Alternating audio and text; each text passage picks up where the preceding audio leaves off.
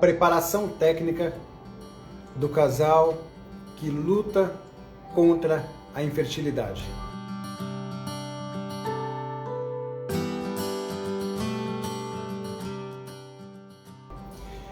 Muito hoje se fala sobre os diversos tipos de preparação e nós fizemos um mês de março fantástico, com uma sequência de lives incríveis, onde nós trabalhamos a preparação pessoal, onde nós trabalhamos a preparação psicológica, onde nós trabalhamos a preparação espiritual.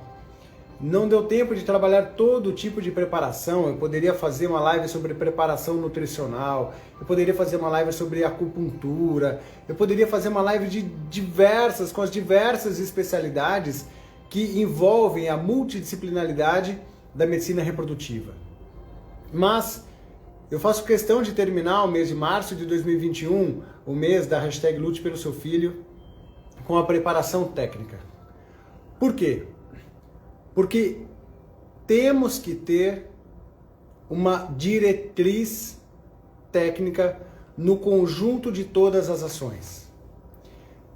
Temos que ter um maestro para orquestrar todos os instrumentos, todos os integrantes desse time, porque senão, ao mesmo tempo que nós temos ótima intenção de fazer o acompanhamento multiprofissional, nós podemos nos perder se não tiver uma pessoa direcionando esse ritmo e esse rumo e fazer o planejamento estratégico do seu tratamento ou da sua abordagem para você poder encontrar o seu filho. Se nós não tivermos o que eu chamo de o técnico do time, a chance do time jogar bem é menor. Um time sem técnico muitas vezes se perde pela falta de disciplina e sistematização de todo o processo. E esse é meu objetivo aqui hoje. Entender dentro da jornada da infertilidade como sistematizar do atendimento inicial ao final dos tratamentos, para que vocês não se percam também no meio de tantas informações, certo? Bom, deixa eu fazer as vezes da casa. Boa noite a todos. Muito obrigado por todo o carinho das mensagens que eu venho recebendo agora no mês de março. Realmente tem sido um mês muito especial. Eu confesso que quando eu criei a campanha, e essa veio do nada, essa hashtag do mês de março, mas foi um mês de um enriquecimento pessoal tão grande. As últimas lives foram tão boas que o sentimento de gratidão é meu. Então eu agradeço a Cacília, que fez a primeira live da preparação pessoal. Que live fantástica! Se não assistiu, assista. Certamente uma live que vai ficar guardada entre as top 10, vamos falar assim. Com a Cris, a preparação psicológica, todo mundo deveria assistir, até quem não sofre de infertilidade, para entender muito da psicologia humana. E a Gabi Lacerda, na semana passada, para quem acredita em espiritualidade, assim como eu acredito, é uma live que muda paradigmas e muda a forma de pensar. Você nunca mais vai ver o lado meio vazio do seu copo.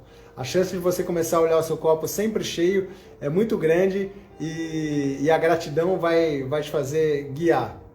Então hoje eu quero falar sobre a parte técnica. Eu quero falar sobre roteiro e planejamento estratégico e serei um estrategista na nossa conversa, ok? Quando começar?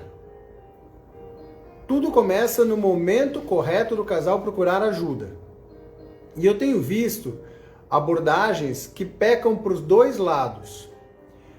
Casais que procuram ajuda antes da hora e casais que demoram muito para procurar ajuda.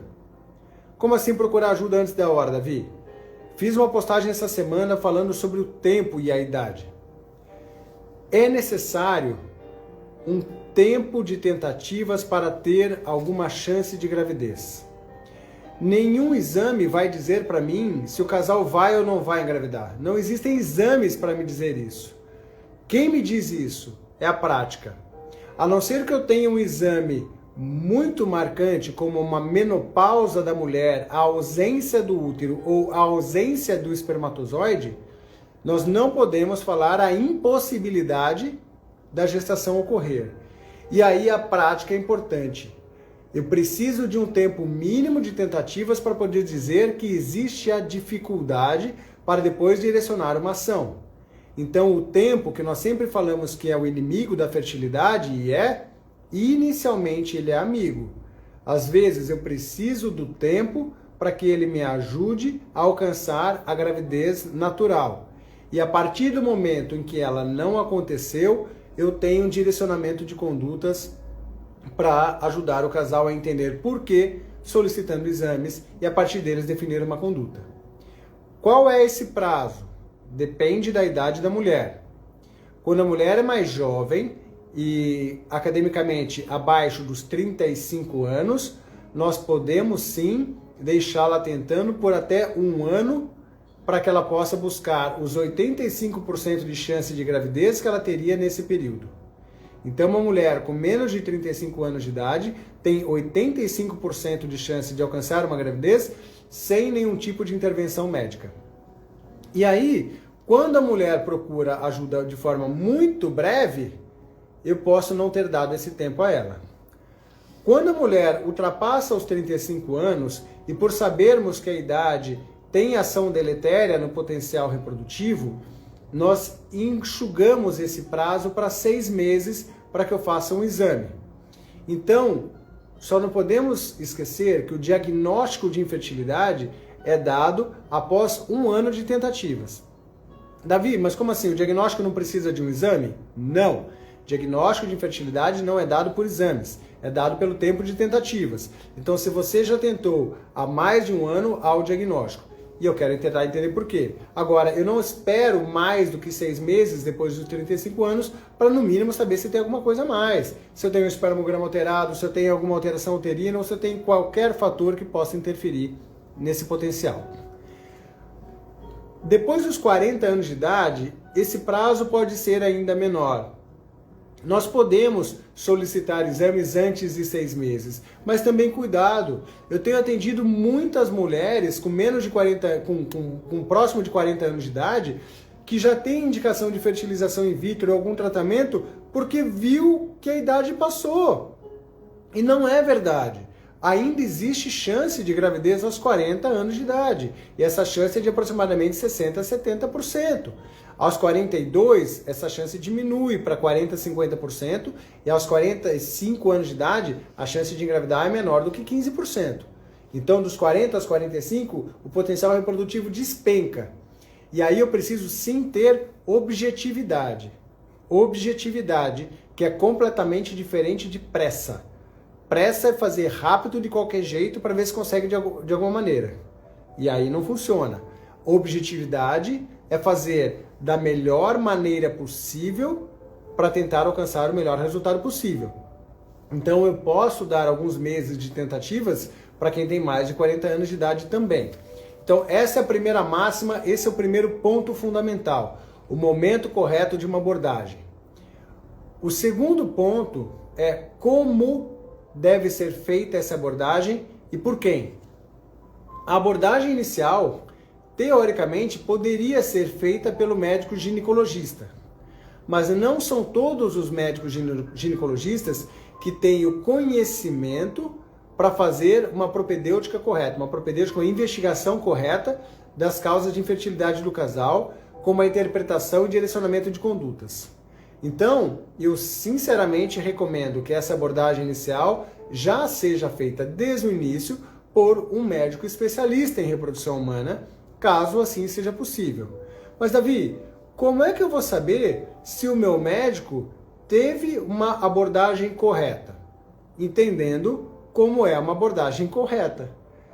Quando eu procuro um médico e digo a ele que eu não consigo engravidar há mais de 1 ano se eu tiver menos do que 35 anos, ou há mais de 6 meses se eu tiver mais do que 35 anos, cabe o direcionamento para fazer alguns exames para chegar a um diagnóstico, assim como toda e qualquer especialidade médica. Poxa, se eu tenho uma dor de cabeça muito intensa, eu vou colher a história, vou entender o que está acontecendo, vou pedir exames e tentar entender por quê. Eu tive febre, eu vou colher a história, vou colher exames e vou tentar entender por que isso está acontecendo. E a partir daí direcionar um tratamento. Então, assim como qualquer outra especialidade médica, a infertilidade também segue protocolos padrões de conduta. Então, o que eu vou fazer? Eu tenho um diagnóstico de infertilidade. Eu quero tentar entender por quê. E eu vou fazer a minha anamnese, vou tentar colher durante a história dados muito relevantes, como a padronização do ciclo, o histórico de cirurgia, se o marido tem algum antecedente pessoal, se existem dados clínicos que eu posso ainda colher na anamnese durante a minha conversa para direcionar alguma hipótese. Depois eu vou fazer a propedêutica complementar com os exames para tentar descobrir tudo numa única tacada só. Parece uma frase simples, mas ele é fundamental. Porque o que acontece muitas vezes é assim, fala para a mulher, vai lá e colhe seus exames. Agora vai lá e colhe do seu marido. Olha, agora faz esse outro exame aqui. E aí, assim, entra num ciclo de exames. Tem casais que falam assim, Davi, eu já fiz muita coisa, faz 1 ano que eu estou nessa luta. Aí eu vou ver, faz 1 ano que ela está fazendo exames. Então, é necessário ter objetividade na realização dos exames. É necessário fazer toda a propedêutica numa única tacada, mesmo que isso leve 1 mês, 2 meses, 3 meses para os exames ficarem prontos, mas quando eu pego os resultados, eu vou direcionar uma conduta. Então eu tenho que pedir exames para avaliar os espermatozoides sempre. Eu tenho que pedir exames para avaliar o útero, ultrassom, se necessário até ressonância, sempre. Eu tenho que pedir o exame das trompas para avaliar a esterossalpingografia sempre que o espermograma for normal. Então esse é um dos poucos exames que eu posso esperar o resultado de outro para fazer. Para muitos casais, eu falo assim, olha, me manda o seu resultado de espermograma por WhatsApp ou por e-mail e aí eu te dou o ok para fazer a esterossalpingografia, porque se eu já achei lá o fator masculino grave, eu não preciso fazer uma esterossalpingografia, que é um exame desagradável. Mas tem que fazer, Davi, é muito chato esse exame. Tem que fazer. Eu preciso saber se eu tenho um diagnóstico tubário. Sempre avaliar a reserva ovariana. Então, esses são os exames básicos que devem sempre ser realizados. E aí pode variar de médico para médico, pedir alguns outros exames complementares, como exames genéticos, trombofilias, teste de fragmentação de DNA espermático, entre diversos outros exames que não são indicados academicamente para todo mundo, então eu não faço críticas ou juízo de quem não faz esses exames logo na primeira abordagem, porque academicamente não é realmente indicado. Eu, Davi, falo agora alguma questão pessoal, eu tento fazer tudo numa tacada só, para poder pegar todas essas informações e não errar depois no direcionamento da minha conduta. Não que eu faça todos os exames, esteroscopia, biópsia endometrial, não, mas eu amplio um pouco a minha investigação. Agora, o mais importante para que você possa avaliar como é uma abordagem correta é assim, ele pediu os exames, você precisa voltar na sua consulta e entregar os resultados. No final dessa consulta, o médico tem que dizer qual é o diagnóstico, por que você não está conseguindo engravidar e definir uma conduta. Se a conversa foi, olha, não estou vendo nada, tá tudo bem, você é jovem demais, ou... Não. Tá errado. Uma das condutas é sim orientar o casal a tentar por mais um tempo. É uma abordagem possível, porque o médico identificou que dentre a história e os exames e o tempo de infertilidade é possível direcionar o casal para tentar por mais um tempo, determinando um prazo e uma data de retorno. Então eu preciso direcionar um prazo e uma data de retorno, porque se dentro daquele prazo que foi dado para estimar chance não deu certo, o próximo passo é indicar algum tipo de tratamento. Então, no direcionamento final, mas Davi, se os exames não viram nada? O diagnóstico é de infertilidade sem causa aparente. Se o diagnóstico é de infertilidade sem causa aparente, existe um direcionamento para a conduta. Existe todo um protocolo de atenção para infertilidade sem causa aparente. Então, não é porque os exames foram normais que não existe uma conduta para isso, porque o problema existe, entende? Então, os exames estão normais, Davi, tudo bem, mas então significa que a culpa é minha, que não achei o seu diagnóstico, porque o problema, que é a dificuldade de engravidar, continua. Então, eu preciso direcionar alguma ação para tentar te ajudar a engravidar. Então, quais são as possíveis condutas que o médico pode ter? 1. Orientar o casal a continuar tentando por mais um tempo. 2. Tentando por mais um tempo, colocando um prazo. Nunca maior do que 2 anos. Se o casal já tentou mais de 2 anos, isso não cabe. 2. Coito programado. Ele viu que é uma ovulação e vai fazer um tratamento de coito programado induzindo a ovulação. 3. Inseminação artificial. 4. Fertilização in vitro. 5. O tratamento da causa. Ele viu uma endometriose, ele vai operar a endometriose. Ele viu uma varicocele masculina, ele vai operar a varicocele. Ele viu um mioma, ele vai operar o mioma. Ele viu um distúrbio hormonal, vai fazer um tratamento hormonal. Então eu vou tentar tratar a causa para aumentar o casal a conseguir engravidar em casa. Então só existem 5 condutas. Não tem para onde fugir. Se o médico não for preciso em direcionar uma dessas 5 condutas no final do seu atendimento, a abordagem não foi correta. E aí ele precisa explicar o que indicou e por que indicou. Se você já entender isso, você já deu um passo muito importante para o seu direcionamento estratégico. Porque são muitos casais absolutamente perdidos depois que já começaram o tratamento, porque fizeram tudo isso sem sequer saber por que está fazendo esse tipo de tratamento. A abordagem ou a explicação não foi convincente para o casal perceber qual é o problema e o porquê o desenvolvimento daquela ação. Tem casais que acham que o médico está indicando fertilização in vitro para ganhar dinheiro e vai continuar achando enquanto a abordagem for muito mais comercial do que trazendo explicações técnicas por isso. Às vezes a abordagem do médico está correta, era indicação de FIV mesmo, mas a forma comercial da abordagem, não, olha, a sua idade é avançada, nós vamos indicar FIV. Quem falou que mulheres de 40 anos tem que fazer FIV, toda mulher de 40 anos tem que fazer FIV para ter um filho?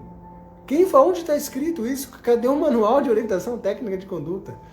Então, para pautar essas 5 possibilidades, para pautar tudo isso, o médico precisa idealmente responder 4 perguntas. Essa é a minha sistematização dentro do meu método de ensino. Responda 4 perguntas.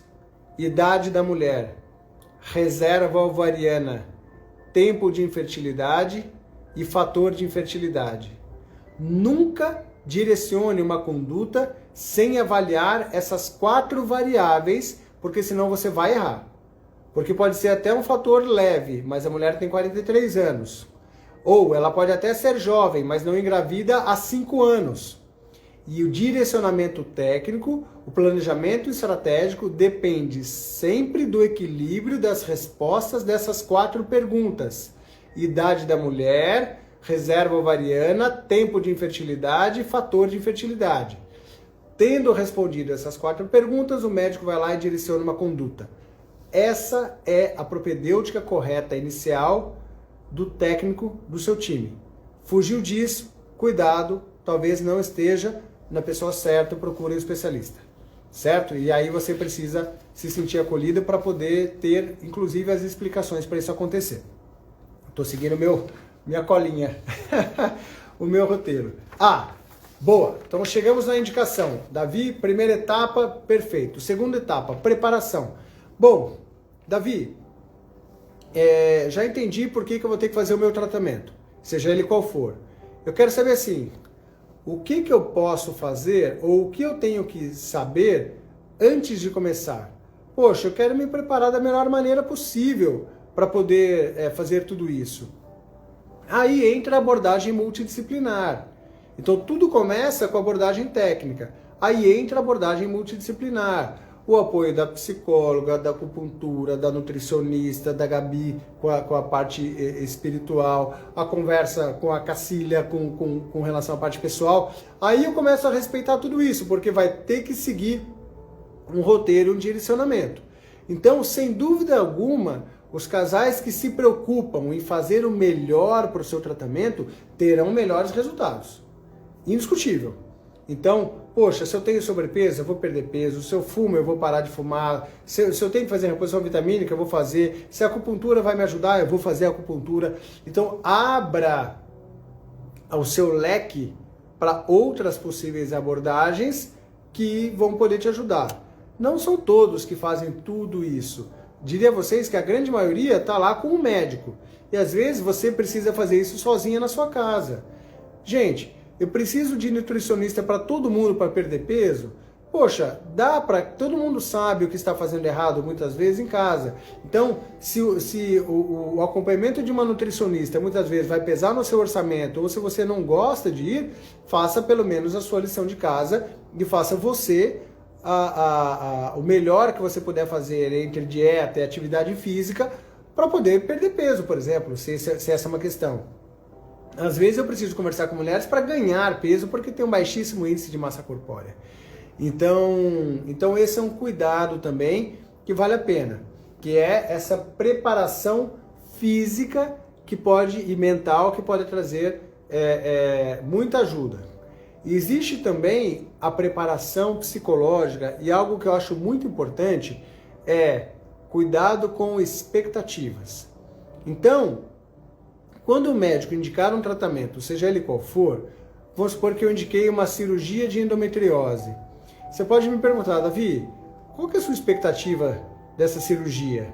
Falou, olha, minha expectativa é fazer a cirurgia, retirar os focos de endometriose, acreditando que pode aumentar o seu potencial reprodutivo, para você continuar tentando por mais um ano e tentar ter um incremento de chance nesse ano.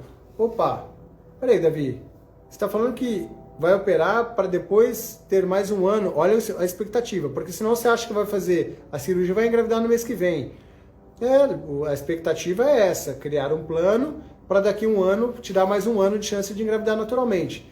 E aí tem casais que nessa hora vai falar assim, Davi, eu não quero para a mesa cirúrgica. Eu estou cansada de ficar um ano tentando em casa. Tem alguma outra possibilidade? Olha só como a conversa pode mudar e o direcionamento técnico pode também mudar de acordo com o trabalho da expectativa ou orientação do casal para aquele tratamento que vai ser realizado.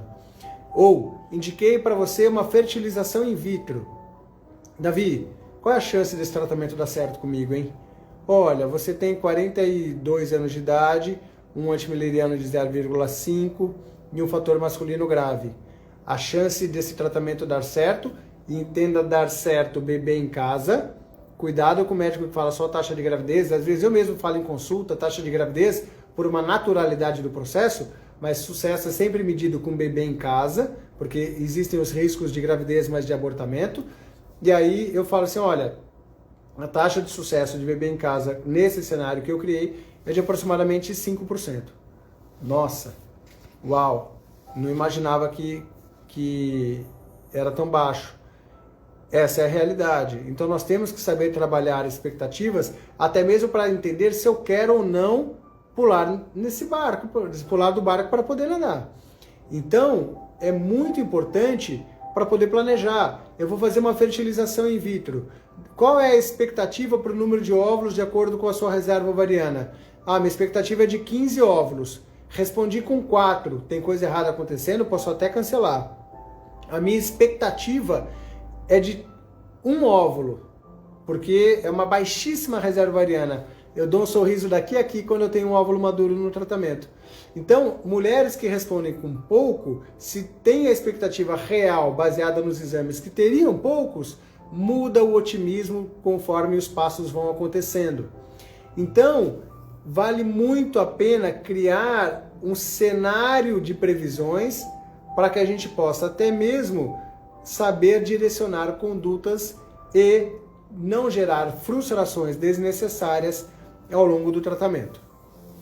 Então, eu acho que esse é o melhor modelo de preparação espiritual, nutricional, psicológica, física de uma forma geral e o controle com expectativas. Tendo feito isso, dê o primeiro passo e mergulhe no tratamento. também não enrole, pelo amor de Deus, porque tem gente que se prepara tanto, que o tempo passa e a chance diminui porque a idade avançou. Então também deve existir um prazo para você trabalhar esse pré-tratamento. Porque, vou dar um exemplo muito bom. Obesidade, por exemplo. Como que são os protocolos técnicos de orientação aos casais com infertilidade que sofrem de obesidade? Depende da idade da mulher.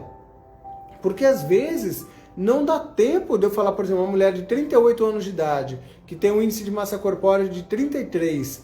Eu vou falar assim, olha, você tem que perder peso, chegar num IMC de 25 para poder começar seu tratamento. Perfeito, ela vai voltar aqui com 42 anos de idade. Errei na abordagem. Então, cuidado com o tempo de preparação, porque ele também deve ser direcionado e planejado para poder iniciar o tratamento de forma breve, se o tempo for um problema. Então, cuidado, quem se prepara muito, ou está com medo de fazer, ou está sendo mal instruído, tá bom? O tratamento propriamente dito. Poxa, Davi, mas e o tratamento? Como que é a preparação técnica do tratamento? Puxa, é muito complicado. Eu já fiz algumas lives falando de FIV, falando de inseminação, falando de coito programado, mas eu só queria traçar aqui alguns pontos importantes e depois eu posso até mesmo abrir para dúvidas. Então, se vocês quiserem colocar dúvidas hoje, eu fico aberto para respondê-las. Mas entenda assim, vamos pegar aquelas 5 condutas, vamos colocar condições mínimas para aquelas 5 condutas? O médico que orienta o casal tentar em casa por mais um tempo. Qual é a condição básica para ele orientar isso? O casal ter tentado naturalmente por menos de 2 anos. Se o casal tentou por mais de 2 anos, não me vai mandar um casal para casa ficar tentando naturalmente sem tratamento. E colocar um prazo de 6 meses a 1 ano, dependendo da idade da reserva ovariana dessa mulher. Certo? Então, essa é a condição básica, critérios mínimos para fazer isso direito. Segundo tratamento, coito programado com indução de ovulação. Faça com acompanhamento ultrassonográfico. Não vai fazer coito programado tomando remedinho em casa sem saber se está ovulando, quando está ovulando. Se é para fazer, vamos fazer direito. Então, coito programado com acompanhamento ultrassonográfico, indicado para mulheres que não ovulam. O fator é tubário. Eu vou indicar coito programado. O fator é masculino. Eu vou indicar coito programado porque tem mulheres que querem tomar um remedinho para engravidar no mês que vem. E é muito comum. Vou tomar o Clomid para ver o que acontece. Ele vai te atrapalhar. Então, a indicação é a anovulação. Faça com acompanhamento ultrassonográfico e coloque o limite de no máximo 6 tentativas. É isso. Terceiro, inseminação artificial. Como eu faço uma inseminação artificial com critérios? Primeiro, eu preciso ter cuidado na sua indicação. Condições básicas para indicar uma inseminação artificial. Ter um sêmen que tenha condições mínimas para conseguir fazer o procedimento. Porque na inseminação eu jogo os espermatozoides lá no útero e ele tem que ainda fertilizar de forma natural. Davi, o que é uma condição mínima? Mais de 5 milhões de espermatozoides no recuperado do processamento seminal. Nossa, Davi, muito técnico. O homem tem que ter mais de 5 milhões de espermatozoides móveis nadando para poder fazer uma inseminação. Segundo ponto, tubas uterinas normais. Fiz uma inseminação e não fiz nenhuma esterossalpingografia? Cuidado, a chance de errar é muito grande. 3. Tempo de infertilidade menor do que 13 e há quem defenda menor do que 5 anos. Então, quando o casal tem um longo tempo de tentativas, também a chance de sucesso é muito pequena e nós não indicamos. Então, tempo de infertilidade entre 3 e 5 anos, sêmen com condição mínima e esterossalpingografia mostrando tubas normais. E aí, tem uma live lá de inseminação que eu dou diversas dicas que eu não vou entrar aqui hoje. Quarto tratamento, fertilização in vitro. Aí tem um leque. Aí tem assim, quais as condições mínimas para fazer um tratamento direito? Recomendo, ou me manda as perguntas pontuais aqui, ou assista a live que eu fiz falando sobre fertilização in vitro. A última foi muito legal, onde eu destrincho passo a passo tudo que pode ser feito durante o tratamento. Eu sou um fã da FIV na abordagem pré-tratamento, equilíbrio da indução hormonal, a individualização do protocolo e os cuidados dentro do laboratório para poder transferir o embrião. Mas não existe um padrão mínimo, um roteirinho, uma receitinha de bolo para FIV. Tem gente que faz assim, a mesma receita para todo mundo, mas não acho que seja o maior objetivo aqui dessa nossa conversa. Tô indo rápido, mas tô indo mais rápido hoje exatamente para a gente poder tirar dúvidas, tá bom? Certo. E aí entra um ponto que eu acho que é papel do técnico também, que é manter o time jogando quando o cenário é desfavorável. Porque quando eu faço um tratamento e dá tudo certo, perfeito. Fui lá, fiz o tratamento, casal engravidou de primeira. Maravilhoso, melhor dos cenários. Mas muitas vezes não é isso que acontece. Não são todos os casais que engravidam no primeiro tratamento. Pelo contrário, dependendo do cenário, serão poucos os casais que vão engravidar na primeira. Depende muito de que tratamento nós estamos falando e do contexto pessoal do casal. Então, cabe ao médico também, ao técnico do time, e agora para você também, entender por que os casais desistem. E é isso que eu falo que estrategicamente nós temos que ter habilidade em fazer. Existem explicações científicas e eu tenho as minhas experiências pessoais também para entender por que muitos casais desistem. De uma forma geral, conciliando as duas, tanto científica quanto pessoal, existem 5 causas para descontinuidade dos tratamentos, para parar de fazer tratamentos, aquele casal que não vai ter filhos. Técnica, sou eu, Davi, que falo que não dá mais para seguir com um tipo de tratamento e preciso mudar para outro. Técnico. Físico, a mulher tem um fator de risco físico que impossibilita um tratamento ou ela fisicamente se desgastou muito. Nossa, as injeções... Então, o casal sente tanto fisicamente o tratamento que desiste. 3. Emocional. A dificuldade emocional de absorver todas as dificuldades daquilo que ela não imaginava que emocionalmente ia ser tão pesado assim, essa luta. 4. Financeira. Sejamos realistas. Estamos no Brasil e pouquíssimos desses tratamentos têm cobertura de plano de saúde ou têm assistência no SUS. Então, a parte financeira pesa para muitos casais para dar continuidade no seu tratamento. E 5º, conjugal. É muito importante essa sintonia do casal durante o tratamento, porque quando não existe esse vínculo tão próximo, a chance de ruptura e até mesmo a descontinuidade do próprio matrimônio acontecer, isso pode acontecer e acabar não apenas o tratamento, mas também o casamento. Então, essas são as 5 variáveis que mais fazem casais desistirem. Então, se eu souber trabalhar essas 5 variáveis, eu aumento a chance de manter o meu time no jogo. A variável técnica, o médico tem que ter a habilidade de direcionar para alguma ação que permita que esse casal tenha um filho. E às vezes eu vou precisar falar sobre óvulo doado, sêmen de doador, útero de substituição ou outras formas para ajudar esse casal a ter um filho. Então o técnico sempre tem uma saída. Davi, sempre tem uma saída. Se eu uso a adoção também dentro do meu leque de tratamentos, sempre tem uma saída. Físico não é tão importante assim. Eu diria para vocês que num percentual menor do que 10% são aqueles que a parte física é o que pega. Porque a grande maioria leva na boa. O que pega na prática é emocional e financeiro. No Brasil, emocional e financeiro. Então, por isso que eu insisti tanto nessas 3 lives desse mês de preparação. Por isso que eu fiz, poxa, Davi, por que você não fez uma live com a nutricionista? Porque não é o que pega mesmo. Não é o que mais pega. Atrapalha também. Um dia eu vou fazer uma live, vai ser bem legal a live com a nutricionista. Mas assim, agora é emocional, financeiro e técnico. Emocional, financeiro e a gente busca a parte técnica para dar um jeito.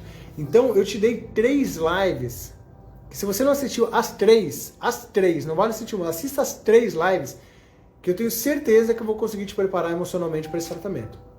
Se você não tá pronta ainda, assista essas 3 lives, que eu duvido que não vai mudar a sua forma de pensar. E aí hoje eu encerro com uma preparação técnica, mostrando que sempre vai haver caminhos, só tendo cuidado de organizar. Agora, a parte financeira realmente é mais difícil. E isso precisa de organização financeira e planejamento financeiro. E o casal precisa entender que passou a ter uma nova prioridade. Eu estou desenhando uma live para falar só sobre parte financeira e tratamentos de reprodução assistida. Muito provavelmente essa live vai acontecer em abril. Mas aí eu faço o convite para vocês, onde eu vou tentar buscar explicações e métodos para que vocês entendam como seria um planejamento financeiro. Mas isso cabe a vocês. Cada casal vai ter uma realidade. E assim, e mesmo casais com grande poder aquisitivo desistem pelo lado emocional. Então não é só financeiro, mas na prática essas são as 3 pontos que fazem muitos casais não chegarem no final dessa luta com o seu filho nos braços. Então, se nós tivermos uma boa preparação nesse aspecto, eu aumento a sua chance de chegar no final com o bebê em casa. Eu acho que era isso. Eu acho que era isso que eu queria falar. Para poder dar tempo de abrir para perguntas. Tô vendo aqui, ó. Tô vendo uma da Juliana. Doutor, tô triste porque comecei com coito programado e achei que ia conseguir de primeira. Tenho vários policísticos. Estou acima do meu peso. Parei o tratamento para tentar emagrecer, mas desanimado estou. Gente, o desânimo vai acontecer sempre que tiver uma notícia ruim ou uma queda. Agora, transforme isso em ação. Se o problema é coito programado, se o problema é a anovulação por vários policísticos e a conduta é perder peso e coito programado, pensa que você ainda tem chances que outras mulheres sonhariam ter, que é poder engravidar em casa num tratamento. Então, veja o copo meio cheio de todo o processo, Juliana. A Cris, lives maravilhosas. Cris, você é suspeita, né, Cris? A Cris é super amiga. Camila, obrigada. Não fiquem desanimadas, por mim eu estou grávida. Gente, será que nós vamos acabar cedo hoje? Minha esposa vai ficar feliz. Aqui a Aline do Manhãs 40. Tem uma novidade dela daqui a pouco. Nossa, semana que vem vai ter um evento. Eu tô empolgadíssimo, Aline. Não sei se você tá aí ainda. Se você não tiver, daqui a pouco eu conto, tá? Vamos ver. Nossa, acho que eu vou chegar cedo em casa. Hoje minha esposa vai ficar feliz. Aqui, peraí, então já tem uma pergunta. Doutor, eu faço com óvulos doados 2 tentativas e 2 embriões? Eu não entendi a pergunta. Eu faço com óvulos doados 2 tentativas e 2 embriões. Não entendi. Não entendi a pergunta. Assim, teoricamente, com óvulos doados, eu não preciso transferir 2 embriões, tá? Posso transferir um embrião, porque o potencial de gravidez é muito alto e eu diminuo o risco de gêmeos. Marido com morfologia de Kruger de 3%. Médicos falam que é normal e não importa muito. É tão controverso o Kruger. Tem tanta gente que indica a FIV. O Kruger é um dilema. Porque assim, ó, tem gente que pega isso para indicar a FIV e não precisava. E tem gente que também minimiza isso e fala que não é nada. Os dois estão errados. Eu vou pegar a informação do tempo de infertilidade desse casal e se existem outros fatores associados. Esse casal não engravida há 3 anos e não tem mais nada, eu vou valorizar esse Kruger. Esse casal não engravida há 6 meses, eu só achei esse Kruger, eu vou falar assim, olha, tenta mais um pouquinho, se você for jovem principalmente. Então cuidado, lembra das 4 perguntas que nós temos que responder? Se Kruger é uma das causas, respondo as outras e procuro outras causas, mas que Kruger não é sinônimo de impossibilidade de gravidez, de fato não é, mas também não minimize tanto, tá bom? Aline, depois eu vou falar do evento da semana que vem, fica todo mundo aí, no final da live eu vou falar, um convite super especial, lá na página do Manhãs 40, já tem lá o convite da Aline, ela já mandou o convite, daqui a pouco vocês entram na página da Aline e a gente faz o convite. Se você quiser, Aline, dependendo do final da live, você entra aqui comigo e a gente faz o convite juntos. se você não tiver enrolado aí na sua casa. Doutor, você defende o uso de Clomid? Claro, muito, para quem tem coito programado. Para quem tem indicação de coito programado. Primeira linha de tratamento com coito programado é com Clomid. Fora isso, não tem anovulação. Se a dificuldade não é ovular, o Clomid não tem indicação. Então o Clomid é ótimo, uso para muitas pacientes minhas com anovulação e indicação de coito programado. Tá bom? Quem menstrua regularmente ovula também? Sim, 99% das mulheres que têm ciclos regulares ovulam. 1% pode não ter. Agora, se você menstrua regularmente, tem sintomas de TPM, tem dor na mama, tem a coliquinha, fica irritado com seu marido no período menstrual, possivelmente, aí 100% ovula, não tem dúvida nenhuma. Doutor, FIV por ovo doação aos 43 anos. Quais exames seriam necessários? Eu preciso para ovo doação avaliar o seu endométrio, o sêmen do seu marido, pensando em resultado. Exame. Não minimize a busca do sêmen do seu marido. Eu peço o teste de fragmentação para a grande maioria, a não ser que tenha um histórico muito bom. E avaliação do endométrio. Depois disso, avaliação clínica e, muitas vezes, multidisciplinar para ver a sua condição de gestar. Porque eu quero ver se a gestação não vai ser risco por conta da idade avançada. Então, às vezes, a avaliação do endócrino, de um clínico, de um cardio, para poder te liberar para a gravidez.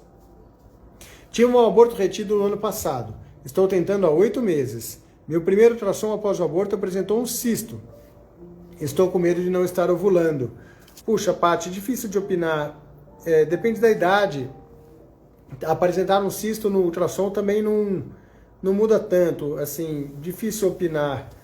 Não sei, porque depende do que é o cisto. Muito difícil eu te dar alguma ideia. Camila, lá de Londres, está acordada ainda, hein, Camila? Até quantas inseminações, ótima pergunta, até quantas inseminações artificiais e não dando certo devemos fazer antes de partir para a FIV? 6. 6 é o número máximo de inseminações negativas antes de você dar um pulo para a FIV. Na prática, 3. Difíceis são os casais que fazem 6.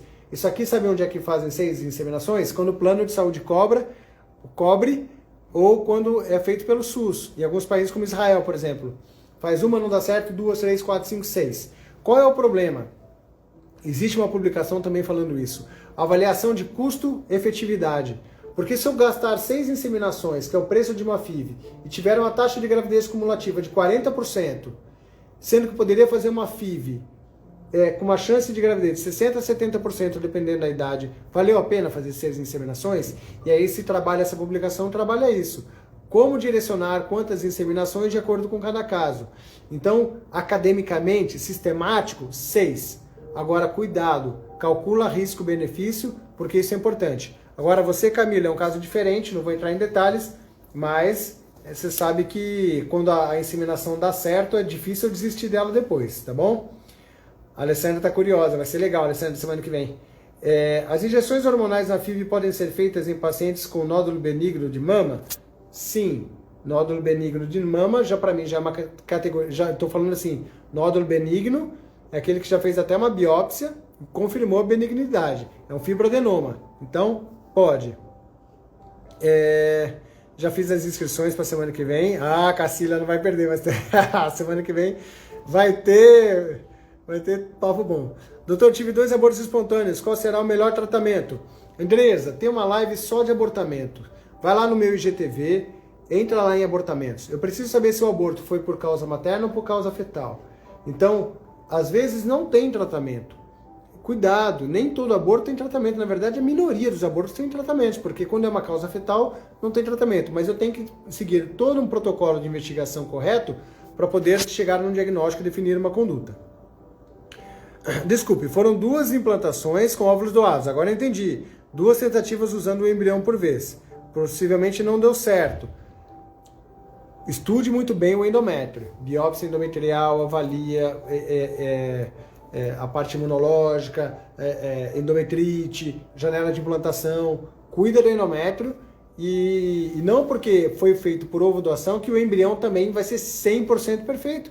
Existem casos de ovo doação que o embrião também não vai bem. Então, isso não quer dizer que você não possa ter um filho. Cirurgias podem afetar a reserva ovariana? Sim, Cris. Sim, por quê? Principalmente se a cirurgia for da trompa ou do ovário para retirar um cisto. Quando eu faço a cirurgia da tuba uterina, eu posso diminuir a vascularização do ovário e assim comprometer a sua reserva ovariana. Se eu vou tirar um cisto do ovário, seja ele qual for, eu vou comprometer a sua reserva ovariana. Então, tomem cuidado antes de fazer cirurgia. Cris, Lali, doutor, fiz coito programado 2 vezes, depois 2 inseminações e depois voltei ao coito programado. Aí, bagunçou, né? Bagunçou. Foi para voltou. Não. Agora o médico diz que não podemos perder mais tempo, pois tenho baixa reserva de 37 anos. O que você orienta? Ele respondeu idade? Respondeu 37 anos. Respondeu idade, reserva ovariana? Respondeu. Falta responder, Cris. Tempo de infertilidade e a causa. Você está vendo que você está atirando no escuro? Coito programado. Agora é a inseminação. Cadê a causa? Cadê a causa da infertilidade para direcionar uma conduta específica para a causa? Então, assim, eu sei que a sua vontade é falar que agora eu tenho que fazer uma fertilização in vitro, mas eu não sei a causa. E se o fator for masculino, vai resolver? E se o fator for endométrio, vai resolver? Então, nunca saia... O seu exemplo foi ótimo para mim, Cris. Nunca saia atirando se você não respondeu as 4 perguntas de forma clara e precisa. O que acontece? Anda em círculos, anda em ciclos. Para não falar que eu estou mentindo, vai no meu stories de hoje, eu fiz o primeiro stories rodando, porque as pessoas ficam rodando, perdidos, porque falta de direcionamento técnico. Lúbia, doutor, fala sobre gravidez embrionária. Uma FIV embrião euploide, 34 anos, e tive embrionária. Lúbia, semana que vem nós vamos falar sobre isso, hein? É a live da Aline, que poxa, gestação embrionária não está relacionado à alteração genética do embrião na grande maioria das vezes? Gestação embrionária não é praticamente um sinônimo de alterações genéticas do embrião, e em 90 e poucos % das vezes. Se eu fiz o meu estudo genético embrionário, como eu posso ter tido uma gestação embrionada? Porque o estudo genético também erra. Mas deixa eu falar já, vai. Semana que vem, então o convite aqui. Aline, eu vou convidar eu mesmo, tá? Semana que vem, a Aline, da página Mãe aos 40, vai fazer um webinar sobre prós e contras do estudo genético dos embriões. Ela conversou comigo, eu escrevi no ano passado um e-book falando sobre o lado B do estudo genético embrionário, e hoje em dia todo mundo só fala bem do estudo genético dos embriões. Falta chegar no entendimento do público. Você não entende o médico, porque o médico já... Se vocês vissem nos congressos mundiais de reprodução humana, as discussões que começaram a partir de 2019, prós e contras do estudo genético dos embriões, altos debates acaloradíssimos do grupo pró e contra a genética. Nós vamos fazer um debate acolhedor, não vai ser nada, não vai ter discussão porque somos todos amigos, mas eu acho que vai causar muita euforia, e pela primeira vez que eu conheço, vai ser criado um debate assim para o público leigo. Então, se inscreva no canal da Aline, participe. Se você tem indicação de FIV, né? Assim, também não é para todo mundo, mas assim, você vai fazer uma fertilização in vitro, entra no canal da Aline, se inscreve. Eu não sei como é que ela vai fazer, não sei. Eu vou participar, mas eu não sei como é que vai ser, se vai ser pelo Zoom, não sei como é que vai ser. Entra, participa desse evento, compartilha essa informação com o máximo de pessoas que você puder, porque vai ser um evento único que eu não conheço prévio no Brasil, não. Acho que vai ser muito legal, tá bom? Feito o convite, Aline. Hoje à noite eu posto. Quantas FIVs devo tentar? Aí tem que ser difícil quantas FIVs. Com óvulos próprios, com ovo doação? Difícil eu responder essa pergunta assim. Eu quero que você tente até ter um filho, mas toda vez que senão fica parecendo que eu estou jogando moeda para cima. Então, falando sobre análise tática, né? Deixa eu ver, tem tempo. Análise tática da FIV. Não deu certo, Davi, vou tentar de novo. Por que não deu certo? Qual foi o problema? Como foi a indução? Quantos óvulos você teve? Quantos eram maduros? Teve sincronia? Não teve a sincronia? Quantos fertilizaram? Quantos formaram blastos? Os blastos eram bons? Como era endométrio? Engravidou ou não engravidou? Abortou ou não abortou? Vixe Maria, eu tenho tem que passar um pente fino tão grande quando ocorre uma falha de FIV, que eu não posso simplesmente falar que vou tentar de novo. Isso é insistência. Insistência é fazer do mesmo jeito até que dê certo. Persistência é estudar da melhor maneira possível que você pode fazer para tentar de novo e aumentar a sua chance de dar certo. Então você pode persistir enquanto você tiver respostas para poder imaginar aquilo que você pode fazer melhor no próximo tratamento.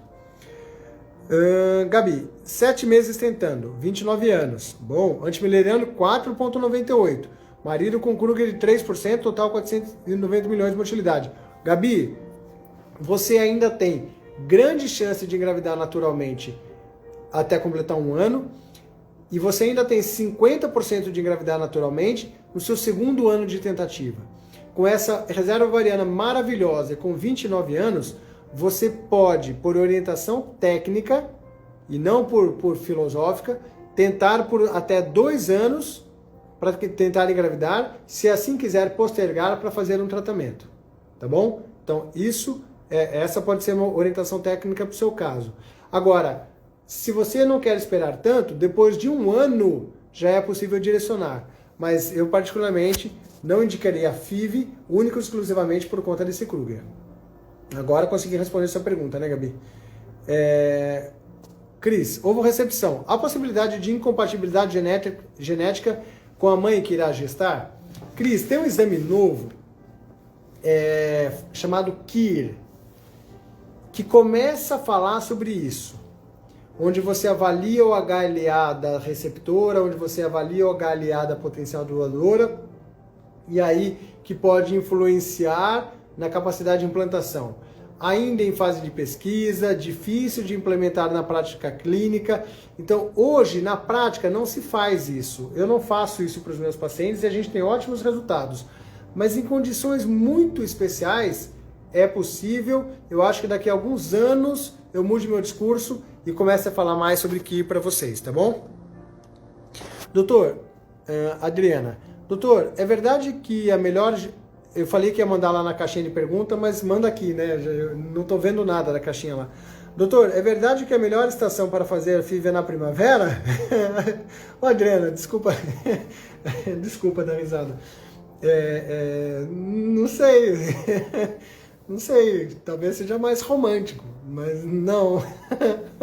Não, as taxas de gravidez são lineares ao longo do ano.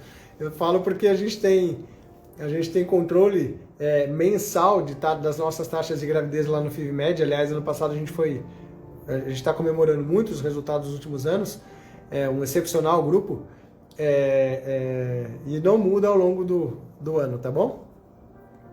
Gostei da sua pergunta, Adriana. Cíntia, oi, boa noite, doutor. 2 abortos e um antimileriano 0,05, tem chance? Cíntia, tem. Sabe por quê? Porque você engravidou. Se você engravidou, você tem chance. A chance é grande? Não. É que tá faltando sua idade, né, Cíntia? Mas a chance é grande? Não, não é. Mas tem chance. A ponto de eu desistir, aí depende da sua idade, depende há quanto tempo, depende se você conseguiu engravidar rápido ou não, sabe? Então tem diversas outras questões que eu precisaria fazer para você, para poder calcular a chance e expectativa Mas assim, se você engravidou 2 vezes, mesmo com o antimileriano muito baixo, se você ainda menstrua regularmente, se você ainda tem ciclos ovulatórios, você tem chance. Bom, tive um aborto espontâneo no ano passado. Estava planejando uma nova transferência em março, mas o médico pediu para aguardar a pandemia passar. O que sugere até lá? Aguardar a pandemia passar. Vamos falar de pandemia? Vai passar essa pandemia, pessoal? E aí? Vai passar? A vacina tá aí, a gente acha que vai melhorar muito. Agora, vai passar? Então, o primeiro cuidado é esse, tá bom? Eu acho que agora é hora de cautela, nesse exato momento é hora de muita cautela. Mas cuidado, hein? Se você tem idade avançada, baixa reserva ovariana, você tem que se mexer até lá. Então eu tomaria cuidado com isso, tá bom? Acho que tem que aguardar alguns meses agora, tudo bem, mas... doutor, tenho ciclo regular de 28 dias, esse mês atrasou 7. Teste de farmácia negativo. Poxa, me animei e já frustrei aqui em 5 segundos. Passou do Faston para regular. Estou insegura porque vai demorar... tem que saber por que isso aconteceu, Gabi. Difícil falar assim. Por que atrasou? Formou um cisto, tá? Então, não sei. Obrigado, você é maravilhoso. Fico envergonhado aqui. Camila, beleza? Oi, Camila, o pessoal se cumprimentando aqui. 5 falhas de implantações de embriões. Remolon. 5 falhas de implantação com embriões doados. Uau! Todos os exames de endométrio realizados. Seria indicado fazer biópsia do embrião no novo ciclo? Tem que ver se foi a mesma doadora. Caso difícil.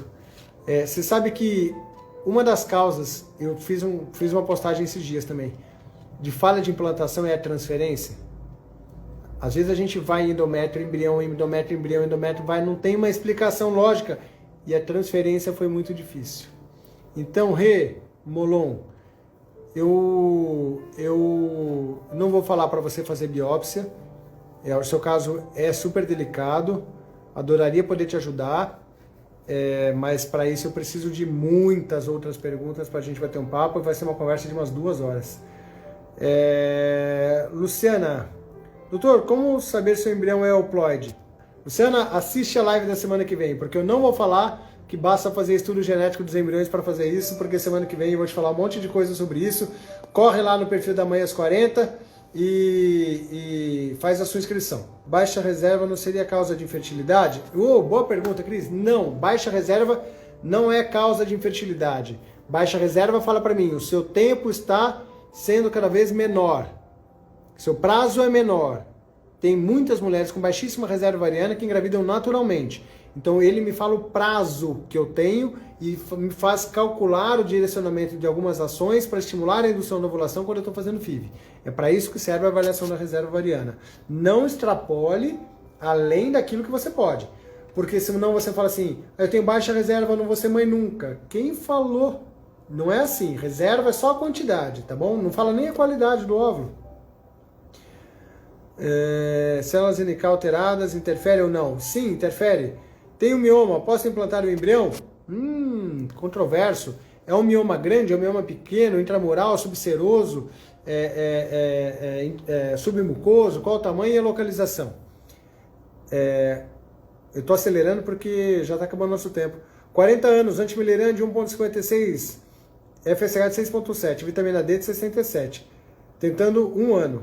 Menstruação super regulada. Devo fazer esterossalpingografia? Com certeza, Patrícia. Você tinha que ter feito esterossalpingografia com 6 meses, tá bom? Com certeza. Mas não só esterossalpingografia. Espermograma, esterossalpingografia, exame hormonal, uma pancada de exames você tem que fazer para saber por quê.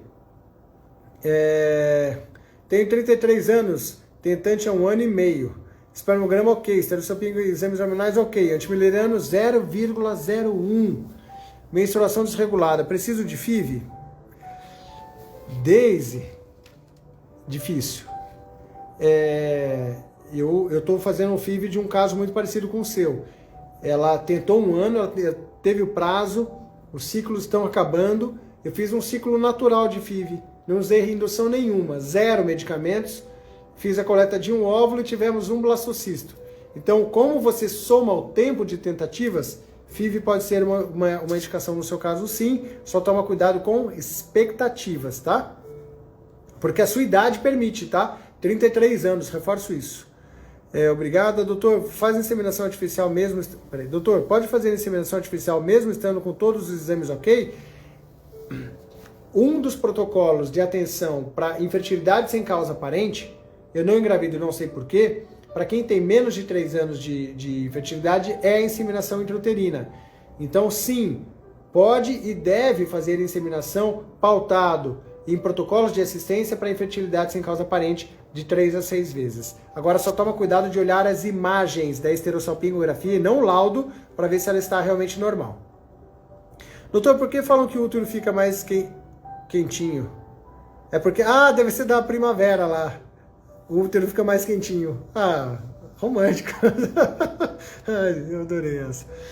Daiana, 39 anos, tempo de infertilidade. Não tentamos ainda. Olha lá, 39 anos e não tentamos ainda. Reserva, 1,05. Causa, fiz tudo quanto a exames e nada diagnóstico. Gente, peraí, não entendi. Olha só. 39 anos, deixa eu olhar o horário. Vai acabar o meu tempo. Vai acabar. 39 anos e nunca tentou. Eu tenho que fazer FIV? Não! Ô Dayana, vai tentar. Pelo amor de Deus, amanhã, não precisava nem ter feito tantos exames. Era para tentar por 6 meses. Agora não vai fazer 40 sem tentar. Parabéns, Deus te abençoe. Obrigado, Deus abençoe você. Daiane de novo. Fizemos todos os exames, tudo normal. Daiane, você tem que tentar, chega de teoria, vai à prática. O melhor médico. Bateu palmas, obrigado. Eu não sou o melhor médico. Eu falo, hein, vou falar aqui. Os melhores médicos não estão no Instagram. Eu tenho isso como lema. Meus melhores professores não estão no Instagram. Então, eu só tive coragem de vir aqui para poder falar tudo isso. Isso é uma terapia para mim. Eu gosto, eu tenho tanta paixão pela minha profissão que está sendo um prazer muito em ensinar, que está sendo um prazer muito grande. Mas eu não sou melhor que ninguém lá do Grupo FIVMed. Eu não sou melhor que ninguém de lá. E meus grandes professores que lá estão em diversos outros lugares, geralmente não estão nem no Instagram. E por isso que as pessoas acham. Mas não sou melhor do que ninguém, não. O que você acha de usar S? Gente, eu não vou conseguir. Tenho muita pergunta. Pode ficar, não está cortando em 1 hora. Então eu vou responder mais algumas e vou parar, tá bom? Aline, eu achando que ia embora cedo. Não vou nada. O que você acha do uso do AS off-label na FIV? Não indico. Aumenta a taxa de implantação? Off-label? Não. Não é opinião minha, é opinião científica. Ótima live, sempre esclarecedor. Obrigado, Rita. A Aline, mais 40, tá aí. Ainda um cisto no ciclo anterior atrapalha a nova estimulação? Atrapalha. Depende do cisto, desculpa. Se é um corpo lúteo hemorrágico, se é um cisto mesmo. Eu costumo evitar começar com cistos. Tem como saber a qualidade do óvulo? Puxa, Bru deve ser Bruna, talvez.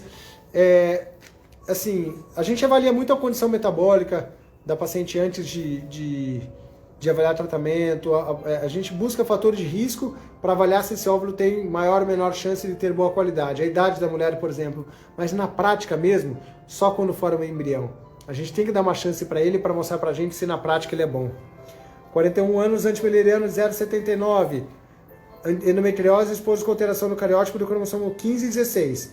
Uma FIV negativa sem biópsia. Indica biópsia? Semana que vem, na live da Aline Dini, eu vou falar, você tem indicação formal de biópsia? Sim. Ela vai te ajudar a ter um filho? Eu te respondo na semana que vem. Deixo a interrogação aqui te convidando para vir. E eu acho que é isso. Não é. Você acha que paciente com Covid altera ciclos menstruais do espermograma? Pode até alterar o ciclo menstrual por um tempo, sim.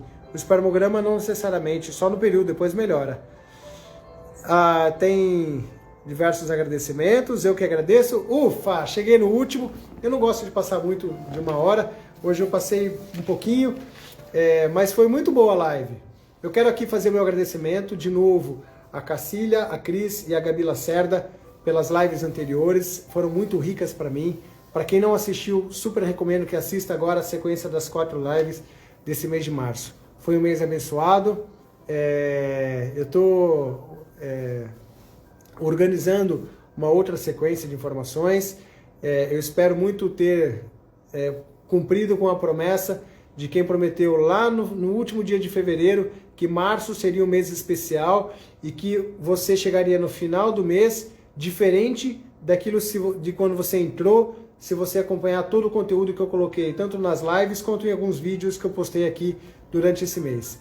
Se eu cumprir com essa promessa, eu fico feliz. Se eu ajudei uma pessoa a reconstruir ou ressignificar a sua busca nessa luta pela maternidade, eu termino o mês de março feliz. Para mim foi muito enriquecedor.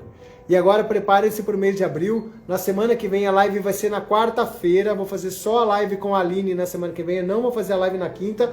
Vai ser na quarta-feira.